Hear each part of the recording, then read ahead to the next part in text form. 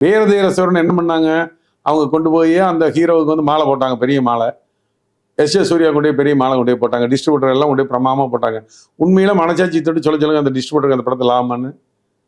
கண்டிப்பா அந்த டிஸ்ட்ரிபியூட்டருக்கு 100 கண்டிப்பா நஷ்டம் தான். ஆனா தேவையில்லாம் கொண்டு போய் மாலை போடுறாங்க. இது உங்களுக்கு தேவையில்லாத வேலை. அந்த ஹீரோ என்ன நினைச்சிருப்பாரு, நம்ம படம் வெரி ஹிட் ஆட் இருக்குது அப்படின்னு அவர் நினைச்சுக்கிட்டு அவர் வந்து வாங்குற சம்பளத்தை 1க்கு டபுள் பண்ணுவாங்க. அவங்க இவங்களா பண்றதுதான். தயாரிப்பாளர்கள் டிஸ்ட்ரிபியூட்டர் பண்ற தவறுனால இண்டஸ்ட்ரி ஸ்பாயில் ஆகுது. நான் ஓடுன படத்துக்கு நீங்க போய் மாலை போடுங்க, கார் வாங்கி கொடுங்க, எல்லாம் செய்யுங்க, வேணாம் நான் சொல்லவே இல்லை. இப்ப நீ வந்து படமே சுமாரு, கலெக்ஷன் வைஸ் ரொம்ப ரொம்ப சுமாரு அந்த படம். புரியுது. நாங்க வந்து அதனால நாங்க பொறுமையா இருந்துட்டு இருந்தோம். படம் ஓடிட்டு இருக்கும் போது நம்ம இதெல்லாம் இந்த மாதிரி இன்டர்வியூ கொடுக்க வேண்டாம்னு சொல்லி இப்போ படம் வந்து மேக்ஸிமம் சென்டர்ல எடுத்தாச்சு. அப்பதான் நமக்கு வருத்தமா இருக்குது. இப்படியெல்லாம் இருக்கும்போது இவங்க கொண்டு எஸ்ஜே சரியாக ஆள் உயரம் மாலை.